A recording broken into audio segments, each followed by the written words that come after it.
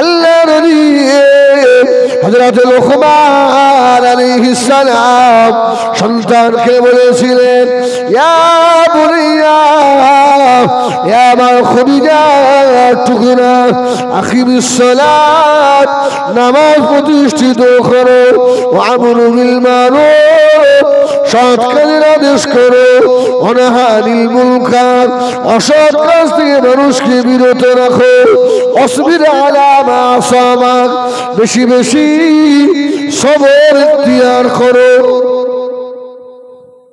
এই চারটে কথা ও নবীরা হযরত লুকমান আলাইহিস সালাম গরীব মানুষ ছিলেন, ছেলেদেরকে কেমন করে মানুষ করেছিলেন, বীজ কেমন মানুষ ছিল হযরত লুকমান আলাইহিস সালাম। হুজুর আমার পরের বাগানের পাহারাদার হিসাবে কাজ করতেন। পাহারাদার বাগানে 12 বছর বাগানে পাহারা দিচ্ছে, 12 বছর। লুকমান হাকিম 12 বছর পরে বাগানের মালিক চলে এলো। ও হযরত লুকমান, এই বাগানের মালিক আমি, আমাকে দুটো ভালো ভালো বাগানের ফল আমাকে কেটে দাও। বহুদিন পরে এলাম, এই বাগানে দুটো ফল আমি খাবো। আল্লাহর নিয়ামতে লুকমান আলাইহিস সালাম ওই বাগানে দুটো দেখতে ভালো খুব সুন্দর পাকা ফল নিয়েছে, ভালো করে কেটে বাসনে করে লুকমান হাকিম বাগানের মুনিবের সম্মুখে দিলেন। বাগানের মালিক বড় খুশি। বাগানের মালিক ওই বাসন থেকে একটা ফল মুখে দিয়ে আর রেগে গিয়ে আল্লাহর ওলি হযরত লুকমান আলাইহিস সালামের মুখের দিকে বড় বড় চোখ করে তাকিয়েছে। লুকমান, তুমি জানো না এই বাগানের মালিক আমি, 12টা বছর এই বাগানে চাকরি করছো বাবা লুকমান। তুমি কি জানো না কোন বাগানে কোন গাছের ফল মিঠা আর কোন গাছের ফল টক? আমাকে মিষ্টি ফল না দিয়ে একটা টক ফল আমাকে কেটে দিলে। রেগে গিয়ে লুকমান আলাইহিস সালামকে বললেন, তোর খাল খুলে ফেলবো। চাকরি করিস আমার বাগানে আর ভালো ফলগুলো খাস, আর আমাকে খারাপ ফল কেটে দিলি, এই টক ফল। আল্লাহর ওলি হযরত লুকমান আলাইহিস সালামের দুটো চোখের কোণা দিয়ে পানির টোসা গড়িয়ে যায়, ঝরঝর করে কাঁদতে লাগলেন।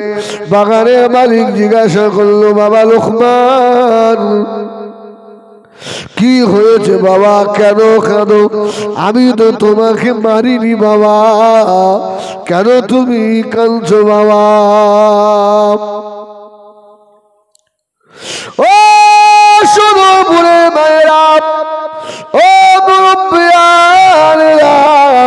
মায়েরা বোনেরা বেঠিরা, আল্লাহর ভয় কাকে বলে দেখেন। হযরত লুকমান হাকিম দাঁড়িয়ে বলেছিল, আমার বাগানের মুনিব, এই বাগানে আমি 12 বছর চাকরি করি। এই 12 বছরের ভিতরে একদিনের জন্য কোনদিন কত ফল গাছে পেকে থাকে, কত পাকা ফল জমিনে পড়ে থাকে। আমি লুকমান একদিনের জন্য কোন ফল আমি জীবের আগায় দিইনি। জোরে বলুন সুবহানাল্লাহ। ও বাগানে মালিক বলেছিল, লুকমান এই বাগানের বাগান তুমি বাগানের ফল খাবে, তাতে তোমার বাধা দেবে কে? হযরত লোকমান আলাইহিস সালাম হাও হাও করে কেঁদে বলেছিল, এ আমার বাগানের মুরিদরে, আমি লোকমান যদি না বলে একটা ফল যদি খেয়ে ফেলি ময়দানে মাশরে আল্লাহ পাকের দরবারে আমি লোকমানকে যদি আল্লাহ পাক ধরেন, আমি লোকমানের সারা জীবনের নামাজ, সারা জীবনের রোজা, সারা জীবনের হজ, সারা জীবনের কোরআন তেলাওয়াত যদি না বলে একটা ফল খায় আর আল্লাহ যদি বরবাদ করে দেন, আমি লোকমান জাহান্নামের আগুন সহ্য করতে পারবো না। এই না মনে করে ও বাগানের মালিক, আমি লোকমান কোনদিন ওই বাগানের ফল মুখে দিইনি। জোরে বলুন সুবহানাল্লাহ, জোরে বলেন সুবহানাল্লাহ। আরে যত বড় আলিমই হোক আর বলি সাহেবই হোক, যদি হারাম খায় ওর দোয়া কবুল হবে? জোরে বলেন। আল্লামা একাবি রহমাতুল্লাহ আলাইহি নাম শুনেছেন কোনদিন?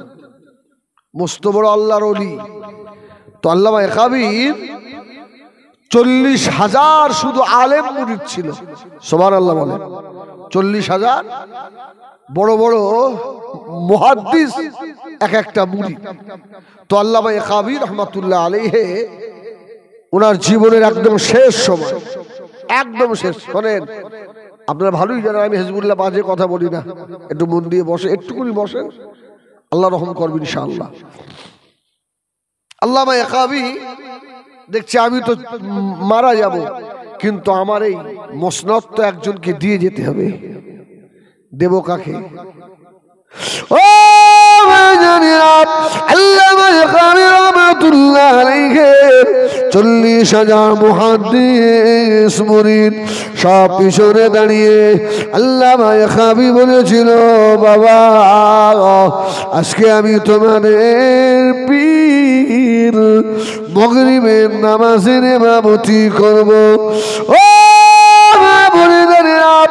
বাবারা বাবারা শুনে রাখো, আমার নামাজের ভিতরে যে ভুল ধরতে পারবে আমি আল্লামা একাবি তাকে খলিফা নির্বাচিত করব। সুবহানাল্লাহ বলে। এক একজন বড় বড় আলেম, বড় বড় আলেম। আল্লামা একাবির কাছে যে মানুষটা থাকে মূর্খ, কি লেখাপড়া বেশি জানে না, কিন্তু অন্তরে পীরের মোহাব্বত আছে। সুবহানাল্লাহ বলে। লেখাপড়া জানে না বেশি, আল্লাহকে কিন্তু ভয় করে বেশি। দেখবেন একজন মুসল্লি নয়, ওকে যদি ও যদি প্রস্রাব ফিরে পানি না নেয়, দেখবেন মসজিদ থেকে 10 হাত দুধ দিয়ে যাবে। আমার গাল না পাক, এখন আমি প্রস্রাব ফিরে পানি নিয়ে মসজিদে আশ্রয় দিয়ে যাবো। আর যে লোকটা মসজিদের মুয়াজ্জিন বা মসজিদের ইমাম সাহেব যদি মসজিদে শুয়ে স্বপ্নদোষ হয়ে যায়, হয়ে গেছে তার কি করা যায়? আছে না? নেই? হয় না? হয় না? হয়। যারা মসজিদে মসজিদে ঘোরে ওদের তো হওয়া সম্ভব না? অসম্ভব? আল্লাহ মাফ করে। অসম্ভব? হ্যাঁ, ওটা তো শরীর। আল্লাহু আকবার। তো আল্লামা একাবি নামাজে দাঁড়িয়েছে, 40,000 আলেম মুরিদ, শুধু আলেম নয় মুহাদ্দিস, এরা হাদিস পড়ায়, বড় বড় আলেম। বাবা আজকে যে আমার ইমামতিতে ভুল ধরবে সে হবে খলিফা। ও বাবাজিরা, ও মুরব্বিয়ারা, মাগরিবের আযান হয়ে গেল। আল্লামা একাবি রহমাতুল্লাহ আলাইহি নামাজে দাঁড়ালেন। নামাজ শেষ হয়ে গেল। হুজুর সালাম ঘুরিয়ে দিয়ে বললেন, বাবা মুরিদানেরা রে, ও আমার 40,000 মুহাদ্দিস মুরিদ, আমার নামাজের কোথায় ভুল হয়েছে বাবা, কে কে ধরে দিতে পারবে বলো? এক এক করে ধরছে না হুজুর, আমরা খুব পরখ করে দেখেছি আপনার ভুল হয়নি। 40,000 আলেম সব বলছে আপনার ভুল হয়নি। ও আল্লাহর খাদেম, ওই মূর্খ পানি বাবা মানুষটা আল্লামা খাবি সম্মুখে দাঁড়িয়ে চোখের পানি ছেড়ে দিয়েছে। ও বাপের বেয়াদবি মাফ করুন, বেয়াদবি ক্ষমা করুন। এত বড় বড় আলেম কেউ ভুল ধরতে পারল না। আল্লামা খাবি তাকিয়ে বলল, বাবা ও আমার আলেম মুরিদানেরা, আমার পাগলটা কি বলে দেখো বাবা। আমি আল্লামা খাবি বহুদিন ধরে তাহাজ্জুদের পানি নিয়ে এই পাগল সারা রাত দাঁড়িয়ে থাকে। সুবহানাল্লাহ বলে না, বলো বাবা। এতগুলো আলেম রয়েছে, বেয়াদবি হবে। আর বাবা বলো না, তোমাকে বলতে বলছি, বলো।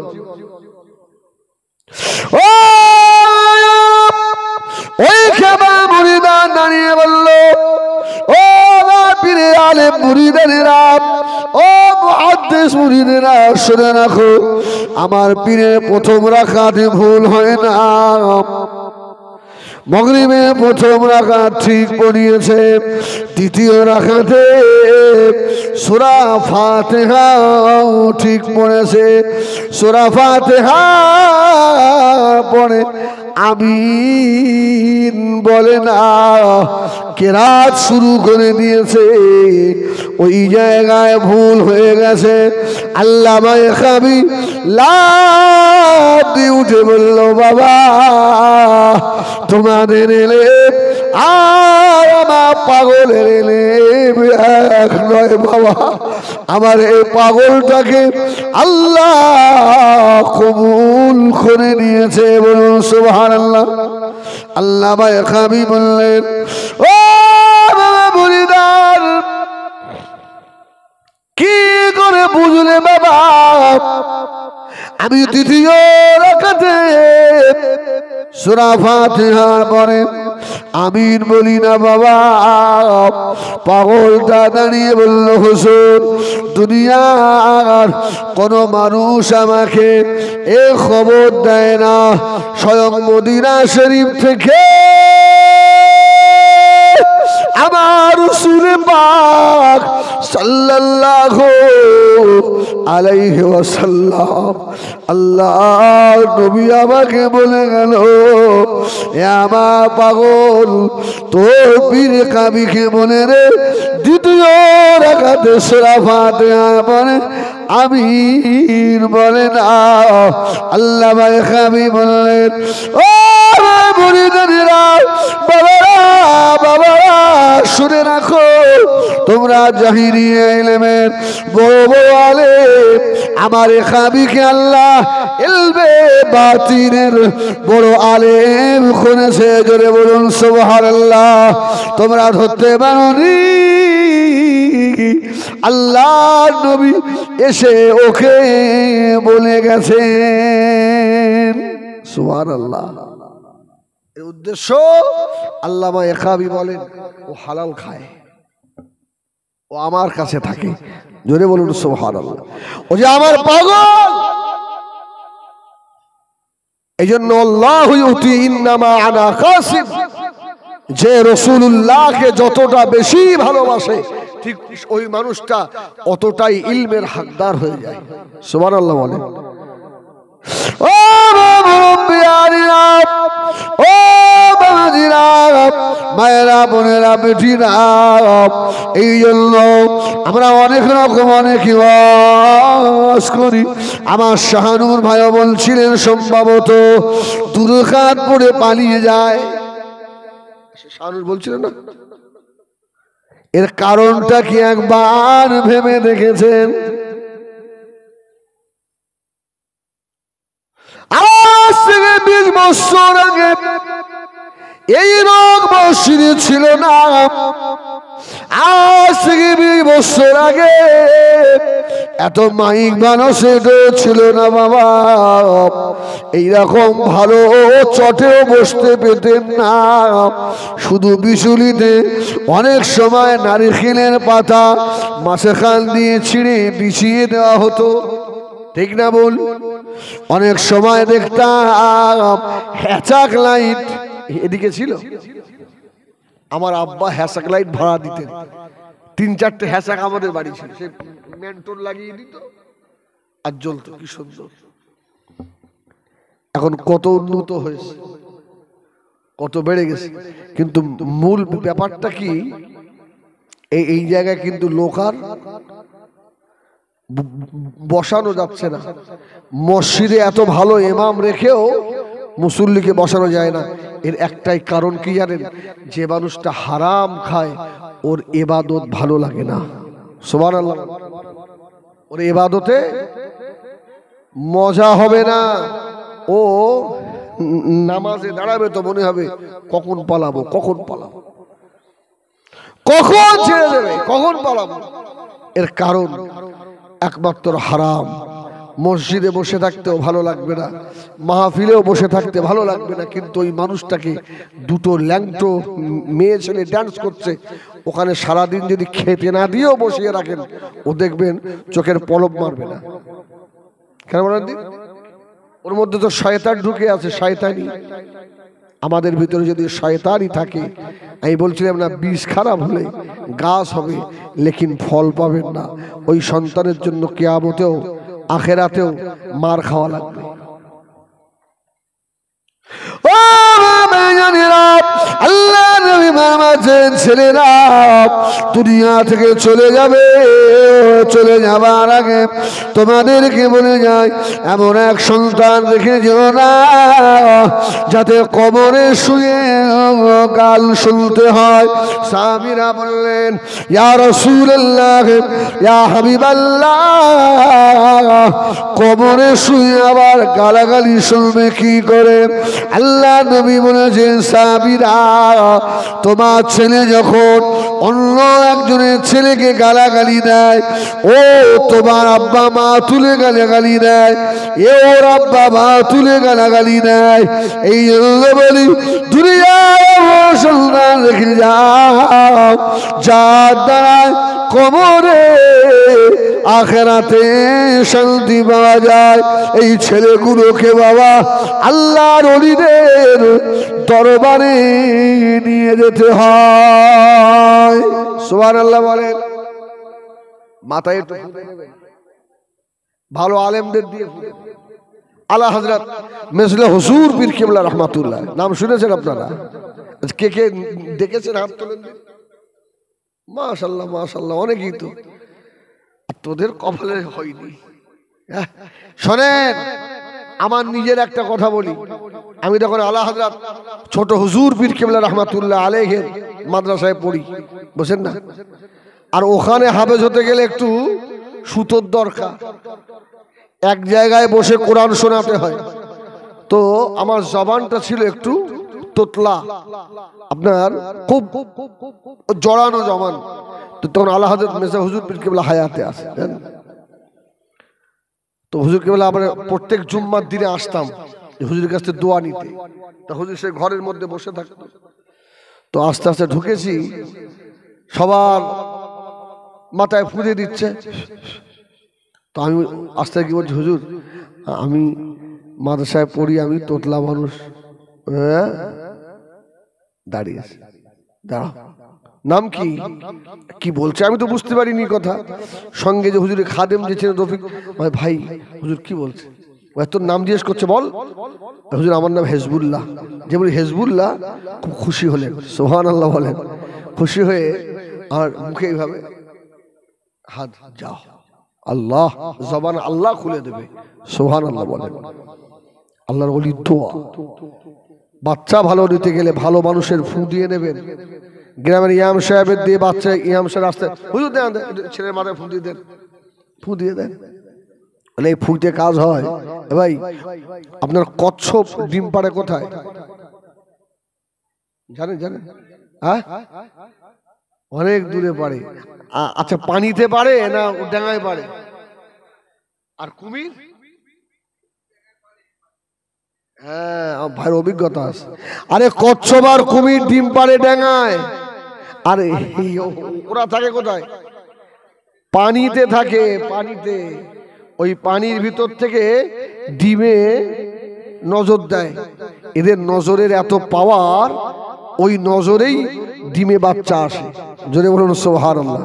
দূর থেকে তাকিয়ে পাওয়ার দিলে ডিমে বাচ্চা আসে। যদি কচ্ছপ আর কুমিরের চোখের পাওয়ার হয়, তাহলে আল্লাহর ওলির পাওয়ার কত?